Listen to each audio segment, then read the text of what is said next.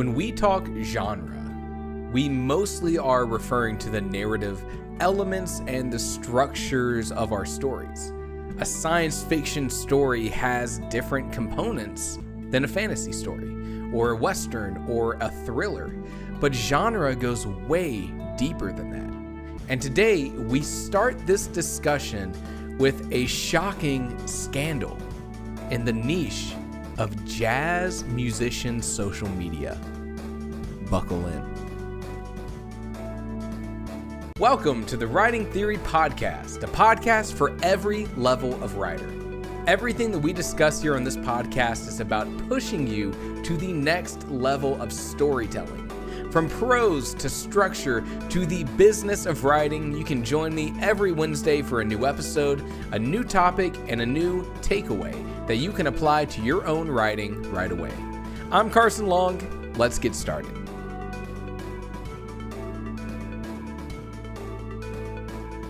Yes, you heard me right in the intro. We are starting this conversation in kind of a strange spot. For those who don't know, I've been a musician longer than I've been a writer. It's been a big part of my life. And there's lots of YouTube creators that I follow. And one of the ones I really love is this jazz musician named Adam Neely. And if you're familiar with any sort of creators that are in this space, a couple months ago, there was a big controversy. And I'm not super interested in the controversy, but the video that Adam Neely made in response to it had some really great sort of dissections on what genre is and how different genres of a medium, in this case music, have these wildly different rules. And the whole time I was listening to this, I was like, dang, I bet there's a great way we can apply this conversation to writing. So let me give you a little bit of a primer here for what we're talking about today.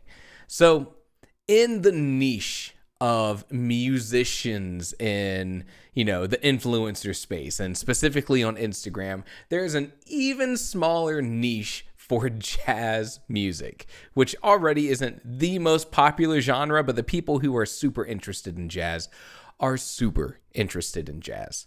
And there is one of the top sort of influencer creators of this little niche is this musician named Giacomo Turra. And Giacomo probably has about 1 million followers across Instagram, their primary platform, and YouTube, and, maybe posting some on TikTok. And in this niche, that probably puts them, first, having 1 million followers on anything probably puts you in the, the 1% or the 0.1% of creators across the world. But especially for a niche like jazz musicians, it's probably in like the top 10 largest figures in this niche. Well, unfortunately, it came to light that Giacomo was finding bits of music that he really liked from much smaller creators who didn't have a platform, learning the guitar parts or the bass parts that they were playing, and then recording it himself and putting that up on his channel as if he had recorded that.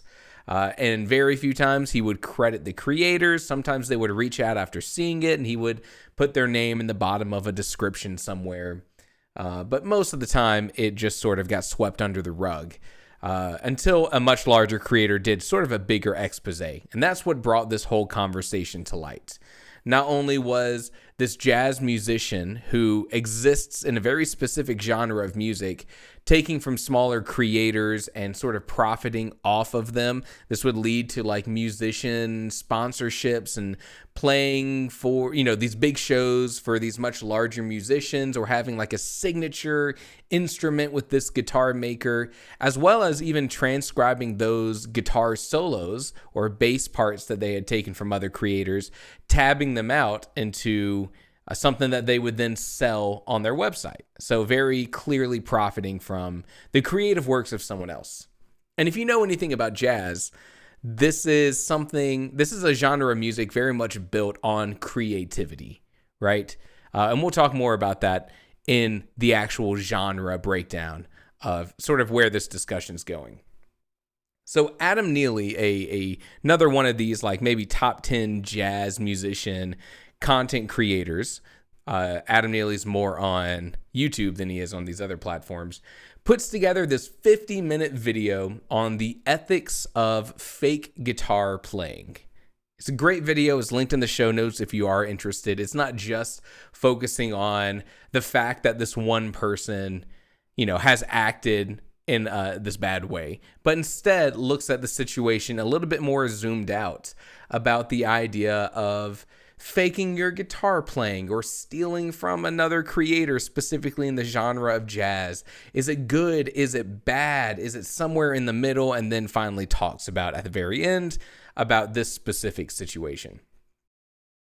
In this video, Adam Neely quotes a researcher, Jennifer C., I think it's pronounced Lena, who was a cultural sociologist who studies classification, particularly the organizational and institutional conditions for the creation, modification, or elimination of cultural categories like genres. And that's pulled directly from their website, which is, a very academic way of saying they like to dive in and research sort of everything surrounding the genre of a specific kind of thing.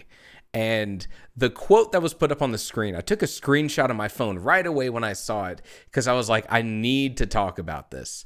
This is from Jennifer C. Lena's book, Banding Together. And it says this: musicians often do not want to be confined by genre boundaries, but their freedom of expression is necessarily bounded by the expectations of the other performers, the audience members, critics, and the diverse others whose work is necessary to making, distributing, and consuming symbolic goods. If you haven't, had to read academic sort of literature, it is very specific, very verbose. I kind of love it, to be honest. I kind of love when people phrase things like this. It feels like it walks this line between like abstract and just like inviting you to dissect this and put your own kind of like informed meaning to it, like breaking this down and really thinking about it, which is what I've been doing and what I want to make this whole episode about. So in Adam Neely's video, we look at two different genres of music, and we're going to come back to Jennifer's quote here after we look at these two genres. But specifically, we're looking at the genre of rap music and what rap music has deemed acceptable versus not acceptable within that genre. And then we're going to look at jazz and how jazz as a different genre in the same medium has very different expectations of what's okay and what isn't okay. Don't worry, we will get to writing. We are going to extrapolate this into the genre of your own book, I promise. So in this Adam Neely video, we look at an interview from the rapper Busta Rhymes. And this is with an interview from Pop Killer TV posted like 8 years ago. But I'll give you the brief spark notes in this. So Busta Rhymes is doing this QA, and he's talking about sort of, what are the actions that are done in the rap genre that are deemed as not okay? And in this genre, it's referred to as biting. You're biting someone else's shit by stealing their flow or by doing X, Y, and Z. And so we kind of get this like matrix, this paradigm of in this genre, what things are okay to do versus what isn't okay to do. And so in this genre of rap, we have things like sampling songs, taking a recorded piece of music and chopping it up and rearranging it and reversing it and creating a whole new composition that then you can create music with. You've created a new landscape. You've created a new beat, whatever it may be. That's acceptable and encouraged. It's honestly, it's the birth of hip hop. This is how in the very early days, people were creating new compositions of music. Now, less acceptable than sampling, but still okay, is you can sort of quote something else that another rapper has said in your own contributions to a song. It's kind of seen as like this homage, right? I'm doing my own thing. I've created my own piece of content. I'm going to quote something that was said by someone else, and it's seen like as a if you know kind of thing. But then you start to get into the realm of things that are not acceptable. It's not acceptable to steal someone else's very specific style or flow that they've created, that they've made their identity around. It's seen as now you're trying to profit off something else that someone's done, and you're not bringing that original creativity to it. And it is most certainly not okay to cover a song. And I thought this was interesting coming from someone from like a rock background where we would cover songs all the time. It was like a big fun thing to do at a show. But after, hearing this in this interview, I was like, oh my God, you know what? No one's out there. No other rapper is out there covering Eminem's Lose Yourself. I've never seen that in my life. That makes so much sense. It's just not something you would do very often. And especially if you are super ingrained in the genre of rap, that would be something that would kind of seem off-brand to do, which is very interesting when you compare it to the genre of jazz. In jazz, covering songs not only is acceptable, it's almost a requirement to partake in playing jazz music. If you don't know, there's sort of like a repertoire of songs that kind of every jazz musician needs to know in order to play with other jazz musicians like Miles Davis or John Coltrane. Because jazz is about taking this sort of song and then improvising within that song to add your own bit of musical conversation. Again, Adam Neely's got a great breakdown of this. Less acceptable, but still okay, is that you can quote that bit of musical conversation that someone else has done with this song as, again, sort of like an homage. You're creating your whole own thing, but you're putting in a little bit of someone else's musical conversation within your own. Now, it's not acceptable in the world of jazz, where improvisation is king, to sit down and write every single note you're going to play before you get with other musicians and start playing it. Improvisation is like one of the major things here. And it's certainly not okay to steal someone else's entire musical conversation, all the things that they've played, the solo you love that this other musician has played, and then to claim it as your own, which in that video, that's when we transition to the bigger issue at hand of this influencer in this sort of more powerful spot, having stolen from other musicians. And I'm listening to this whole thing and I'm thinking, what is acceptable versus not acceptable in the genres of writing that we write?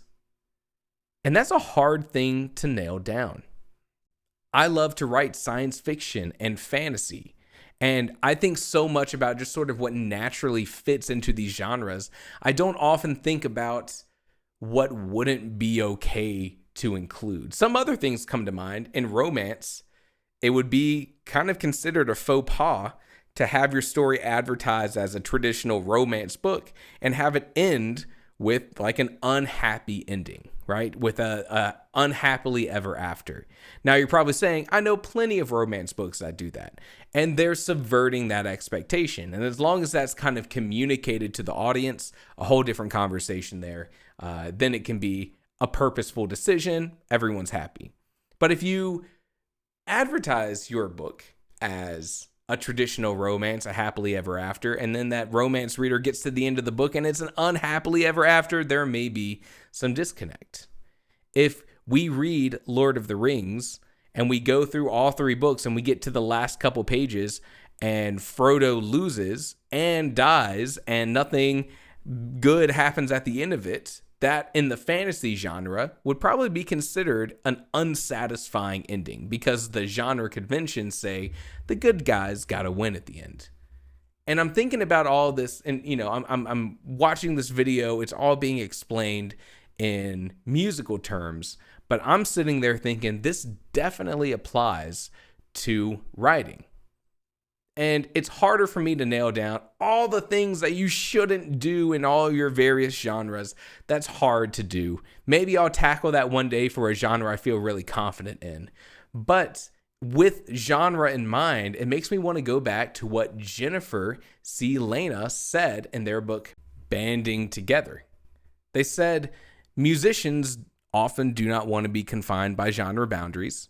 I get that in music. I feel like in writing, we tend to be more accepting of, I write this kind of genre, you know? It's a little bit harder for someone to write, like, we'll say a fantasy story and be like, well, it's not really fantasy. Technically, it's like avant-garde science fiction with fantastical elements, even though that's what they do in music. Oh, we're not metal. We're really like a prog post-hardcore band. If you've played in any bands, that's absolutely how it goes. Back to what Jennifer's saying. Musicians often don't want to be confined by genre boundaries, but here's the important part, but their freedom of expression is necessarily bounded by, and this is what I want us to focus on as writers, the expectations of the other performers, in this case, the expectations of the other writers in our genre, audience members, our readers, critics, our reviewers, and the diverse others whose work is necessary to making, distributing, and consuming symbolic goods, right? This is the tertiary audience. This is everyone who kind of doesn't fall in those first 1 or 2 or 3 categories. But like, if you're working with a publisher, the publisher is also very much interested in making sure the genre of your book is clear. And this is what I mean when I say genre goes deeper than just the narrative elements of your story. When we as writers talk about genre, the conversation never usually extends much beyond, I'm writing a blank story, and the unsaid thing around your statement of the genre of your story is like, here's kind of what you can expect in it. If it's a fantasy story, it's going to have a fantastical world. It's probably going to have some sort of magic system. It's probably going to have higher stakes than some other books of other genres. If you're writing a science fiction story, there's probably some advanced technology. There's probably some thematic elements that are being explored here that aren't being explored in a thriller or a mystery book. If you're writing a mystery book, the genre that we're talking about when you say I'm writing a mystery book is going to be, you're not going to know who done it until you figure it out. And then you'll be able to look back at my story and see all the clues that were hidden in plain sight. But watch out for those red herrings. Who done it? You're going to find out. Here's questions you'll have and hopefully answers you'll get. As writers, that's usually how we refer to genre as. But the unsaid is that when you are writing a book of a certain genre, that genre not only says what might be in that book, it also labels your entire potential audience, because readers are going to hunt books down in the genres that they want. Whether it's, I want fantasy, or whether it's, I want an urban fantasy paranormal romance, right? That's a much more specific genre that exists within this umbrella term of fantasy. But the readers are searching for books that match what they want to read then. And the genre of your book needs to be communicated to your audience in a way that they are prepared for what they're about to experience. And then you can extrapolate this out, like I said, to publishers, to marketing stuff. There's all of this baggage, both good and bad, that comes with genre. And the big thing here is what happens if you do that wrong. And kind of unfortunately, I have an example of that. So here's the deal. It's just started to get warm here in Wisconsin. We've just had our first 80-something degree day. We're getting into the summer. And what that means, the grass is turning green, the leaves are coming out, and Carson is out there mowing. And what do I do when I mow? I listen to audiobooks. And this is also when I get a little bit more experimental. Like if I'm buying a book and I'm sitting down and I'm reading this book in my spare time, it's usually going to be a book that I've been wanting to read for a long time. But I don't have Audible for audiobooks. I use Libby. Maybe you use Overdrive or some other sort of library tie-in for audiobooks. Now, the books I like to read are in such a specific niche, they never have them at the library. That's totally okay. Right now, I'm looking forward to the next Dungeon Crawler Carl book. Big fan. So instead, for audiobooks while I'm mowing, I start to try to experiment in some different genres. And lately it's been wanting to experience a romance book that I can really connect to, because I know what romance does so good are character relationships. Of course, that's what the genre is known for. So I want to find a romance book that I really connect with so I can study it and take some of those lessons to my own writing. And so I've tried to find a couple different romance books, and I've finally given up. So the other day, I'm looking for a book to listen to while I'm mowing, and I find this book that seems like a happy medium. It's a science fiction story. Right now, I'm kind of itching for a science fiction story. But it's also about two characters that end up crash landing on this unknown planet and having to survive. And now, of course, I'm a writer. I see any sort of situation where two characters are forced together, and I'm like, great, they're going to have like this romance, or at least they're going to have this really strong connection by the end of the story. That's just what you would do as a writer if you put characters in that situation. But because this book is advertised in all the context around the book, the back of the book blurb, the category for the library, the cover necessarily as well, it's kind of advertised to me as a science fiction story that looks like it's going to have like a romantic subplot, or subplot might be too shallow of a word. It's going to have a romantic focus as well. But it's important for me to say, everything that I'm seeing on the app says this is going to be a science fiction book first. And so I'm like, great, maybe this is going to be a way for me to ease into this thing. So I download the book, I go and I start mowing, and I'm listening to this audiobook. But the issue happens pretty quickly. The issue is one of the biggest things that I have yet to overcome with the romance genre, and something that has kind of pushed me away, are some specific writing choices that are made in things like describing the other characters, in the internal narration, typically being like obsessed with like this other character who's like the love interest. And so much focus being given on that, especially in inopportune times, I'm left feeling like I'm the crazy one.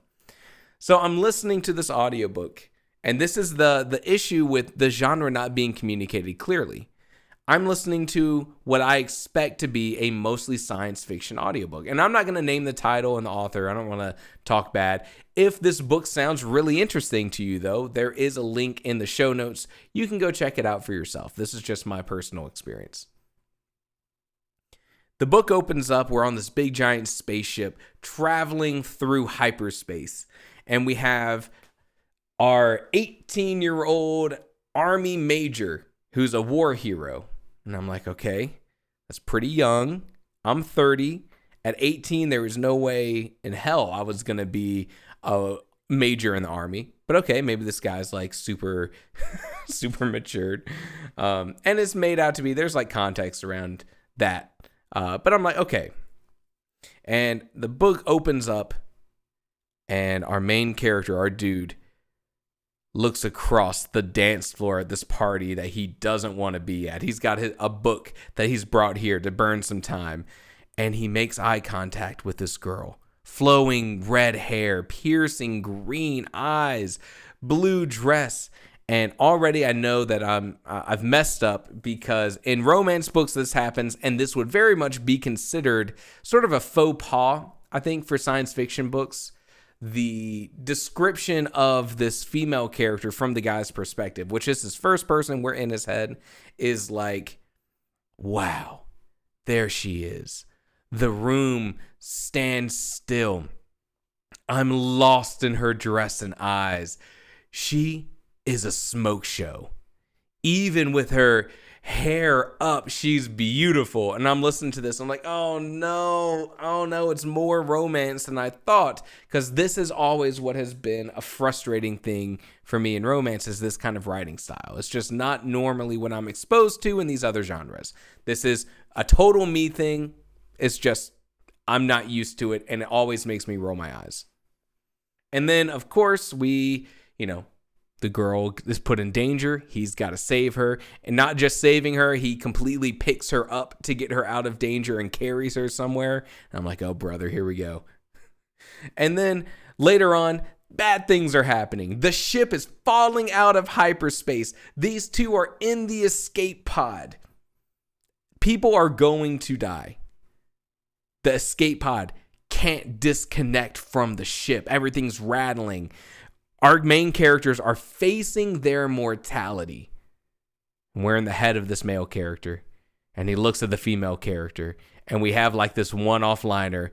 She's still beautiful. And I'm like, oh my God. Even with the dirt smeared on her cheek. I'm like, dude, you could die any second. You're killing me. And then it just keeps coming up. And this is just one of those things that I've yet to overcome with romance books. And it just drove me crazy. But this was a great example of a personal experience of mine of the genre of the book I was going to read, me feeling like it wasn't communicated 100% correctly.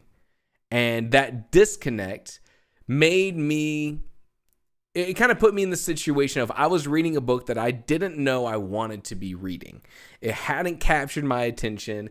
I would fixate on these like specific things that were these elements of like romance stories, but I was here for the science fiction story, and so they felt so jarring and out of place. And some things were done really good, right? They still did have that science fiction story. We're on this planet. We're seeing meteors in the sky. That's a classic science fiction kind of thing. I love it. Great writing. Big fan. But then our hero needs to save the girl character by picking her up and carrying her somewhere. And I'm like, okay. We've already been here. We've done that. We can go do something different. And there's other things, I don't mean to be over here just like talking down about a specific book, but that was just my experience. And it wasn't because of the authors. It was because it felt like that genre was miscommunicated to the audience. This is why that genre is important. Now, it makes me want to ask you for your story. Do you have that clear genre in mind for where your story belongs? Or do you have that same mentality that I've seen with a bunch of musicians where it's like, I'm writing this music, but like it's inspired by like these 7 different musicians that I just love so much, and they're all vastly different genres. So this thing that I'm making is like an amalgamation of all of these different genres. If you were to ask the person listening to the music, they would be like, oh yeah, that's rock. Oh yeah. That's ambience house music. Not music that deserves to be in an ambient house, but like ambient music. That's also house music. Okay, anyways. Usually the audience has a much better grasp on generally categorizing a book than the actual creator, or in this case, I guess a song, than the actual creator of that art does, if you know what I mean. Because we are so ingrained in the story and we see so much of the story and we're looking at our mindset when we're writing the story. The audience doesn't see all that. They just see the final result and how it exists within the landscape of other books that they liked. If you have a book that you think kind of sits in between 2 genres, yes, it's science fiction, but it's also fantasy. Yes, it's a mystery, but also it's a thriller. And you're in these 2 genres, it might benefit you before you put that book out to share this book with readers, like beta readers, and just be like, what do you think? What genre is this story? You tell me. Because they're going to have a little bit more objective view on what the reader's going to experience than all of that additional context that you had when creating it. But then again, maybe all this stuff, maybe I'm the only one who cares about it. So I guess the next question is, what do you think about genre? Do you even think about it? Are you here to just write your story and share it with the world and try to do it in a good way? Or when you're addressing your story, are you thinking about what belongs in a book of my genre? Sean Coyne, who did the Story Grid, even goes so far to say that some genres of story have narrative elements that are required. They say a murder mystery story, the inciting incident is always finding the body, and the climax is always confronting the killer. That's decided for you. And if you don't include those elements at those points of the story, you better do it good. You better be subverting that genre in a meaningful way, or else readers are going to feel that disconnect. If your book is firmly in a specific genre, Shawn Coyne thinks that some of your narrative decisions already figured out. What do you think about that? I think some people are scared of that idea, but I think I've kind of latched on to it for some genres. It's harder to nail down specifics in other genres. Like a fantasy story can mean so many different things, but an urban fantasy paranormal romance might be so specific of a genre that there are these almost required elements or scenes to them. What genre story are you writing, and do you think that there are any genre staples that you have to address in your own stories? I'd love to hear your thoughts on genre, the genres of your own stories, maybe any interesting genre takes that you have, whether it's in the Discord, whether it's in the comments to this YouTube video or the podcast on Spotify or Apple Music. Wherever you're listening to it, I see your comments. I love them, and I'd love to hear your thoughts on this. Maybe I'm the only one who cares about genre. Maybe I'm the only person who partakes in both a writing community and jazz musician drama. That wouldn't totally surprise me.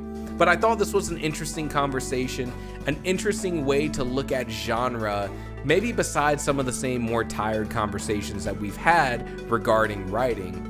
And I hope it was at least somewhat entertaining.